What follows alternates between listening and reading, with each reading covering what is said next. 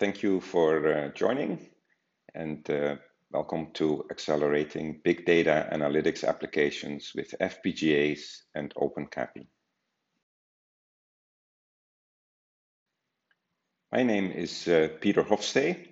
I work at IBM in Austin, Texas, and part-time at Delft Technical University in the Netherlands. Welcome to module number 2. Now that hopefully you've become interested in developing your own accelerators or deploying them, in this module we'll look specifically at shared memory acceleration. We'll look at the benefits of shared memory acceleration in general, and then we'll look at CAPI and OpenCAPI and its variants. We'll go over a few examples of accelerators leveraging the CAPI interface. And then finally, we will look at some of the alternative technologies to OpenCAPI. So why might you be interested in shared memory acceleration? Basically, the benefits come from 3 areas. Performance, the ease to develop and maintain code, and finally, cost. We'll go over each of these areas in turn. The first example we'll discuss to motivate the use of shared memory for accelerators is traversing a graph in system memory. For example, you may need to do this for a garbage collector for Java. If the accelerator does not share address translation with the host, then for every pointer in this graph, the host will have to assist to find the values, at that pointer. So what will be required every time, you need to load a new record, dereference a pointer and get the values, is that the OS will have to help the accelerator to first find the physical address corresponding to that virtual address, and either transfer the data to a pinned page that the accelerator can access.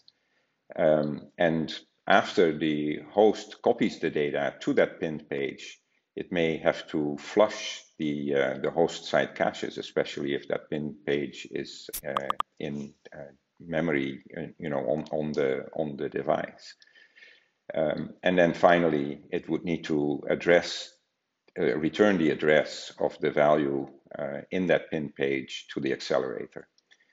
So you might imagine that unless the records are of substantial size, or each record requires a quite substantial amount of computation, the amount by which the graph traversal gets delayed is such that using an accelerator this way becomes infeasible. A similar situation arises even in cases where you might imagine, it's not as much of an issue. For example, in a streaming operation, like compression on blocks of data. In this case too, in order to invoke the accelerator, the data will have to be accessible by the accelerator, which generally means that you have to copy it to a buffer, pinned memory or device memory. Most cases you would have to flush the caches on the host side, and the accelerator would be invoked next.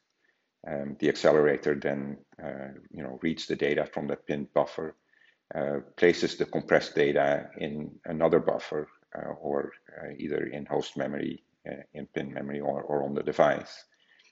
And then the result will have to be copied from the accelerator buffer to application memory. And that may, again, involve an OS call to unpin the memory if these buffers were not permanent. And then finally, the application would need to continue, which may involve sending an interrupt to the host to signal that the accelerator is done, or the application might be polling on a certain location. And this too may involve the operating system.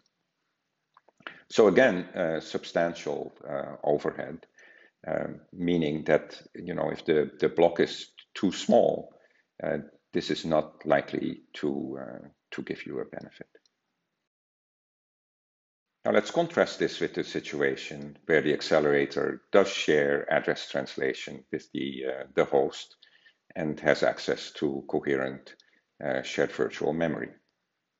So let's assume here that the function to be accelerated is some kind of function or procedure call. So the way you would invoke the accelerator is to simply pass the stack pointer to the accelerator, for example, by adding it to a work queue in shared memory, and then wait or suspend the thread that is waiting for the for the accelerated function to be complete. And this could be done without the OS if the thread can enter a wait state. The accelerator then again completes the function. It can load the input data the way any processor would. There's no copying needed to device memory or buffers, and it can return the result on the stack in the same way that a procedure or function call would have done if executed on the host. And then finally, the thread which was either polling or waiting would need to be unblocked, and this can also be done without help from the operating system. Let's talk a little bit about cache coherence. Cache coherence for the accelerator accessing host-side cache memory is typically fairly easy to implement.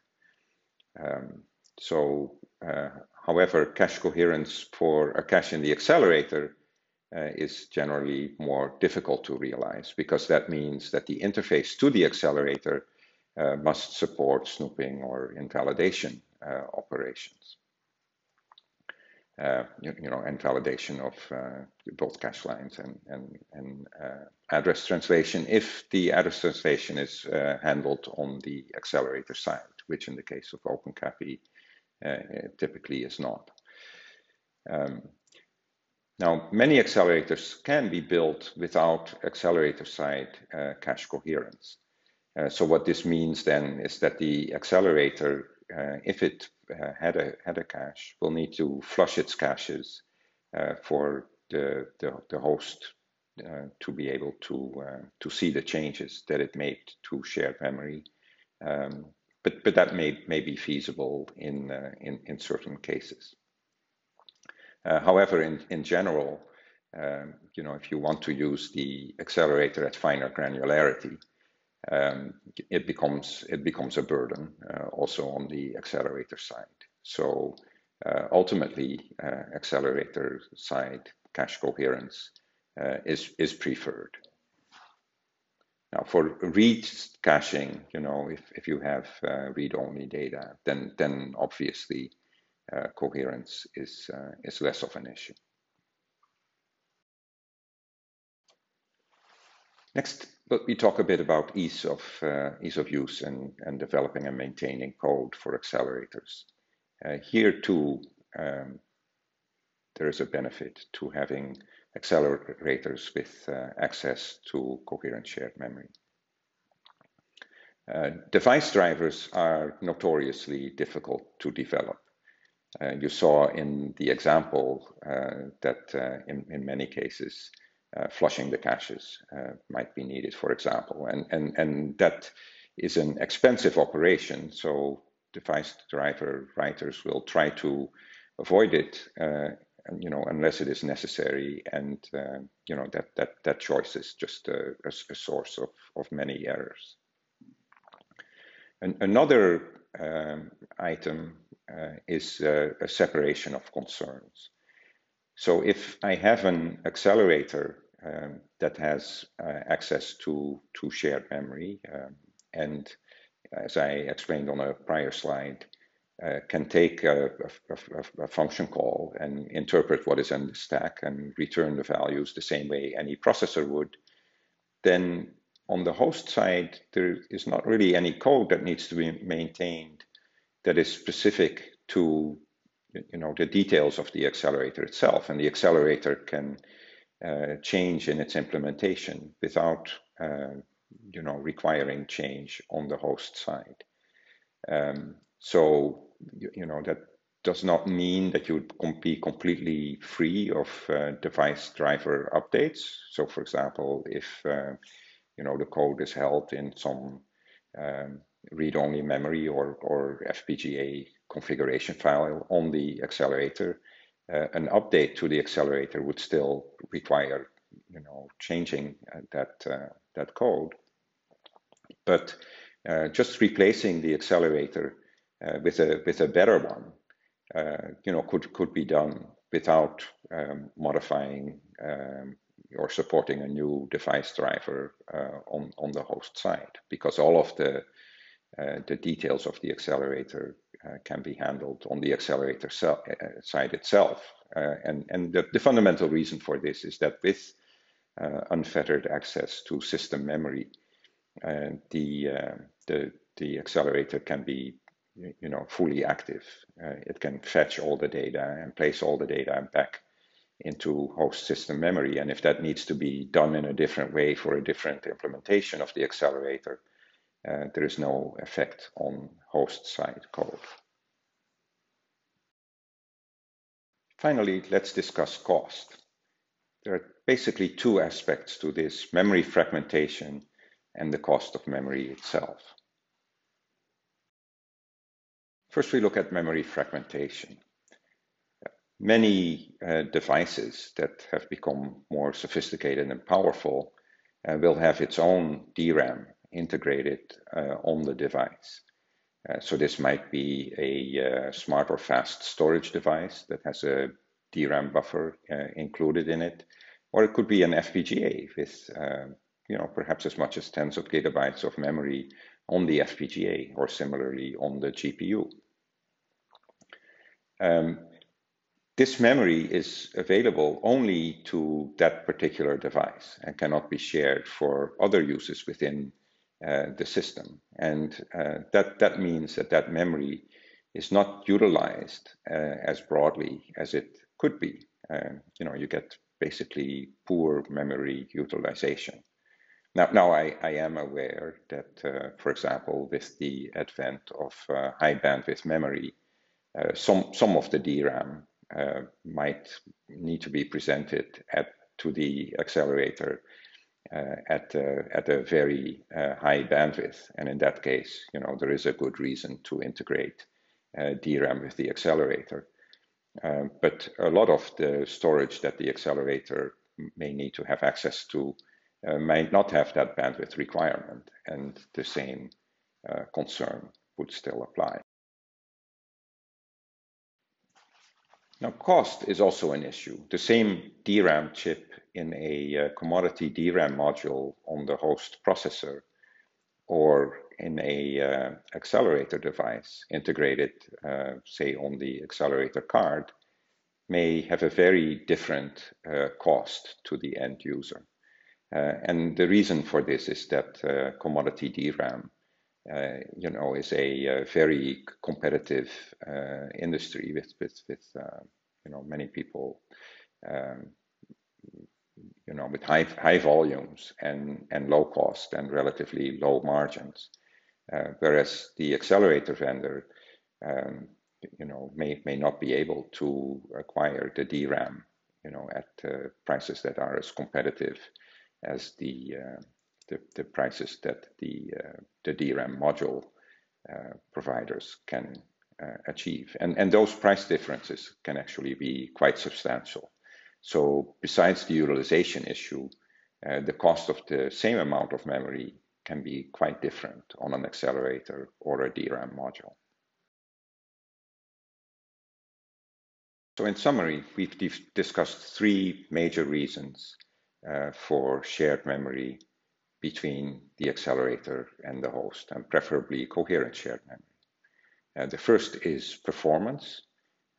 Coherent shared memory between the host and the accelerator avoids copy operations. It avoids cache flush operations on the host side, and it means that you do not have to use operating system calls to get to the accelerator.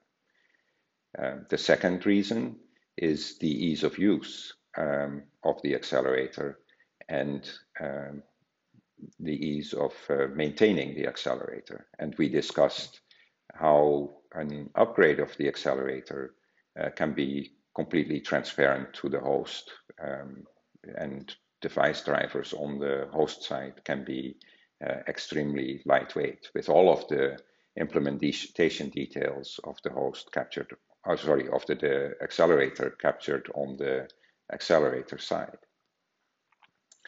And finally, we discussed cost. By being able to keep as much memory as possible on the host side and providing access to all of the devices and accelerators within the system, the memory utilization can be driven up and the cost of the memory per DRAM can be driven down.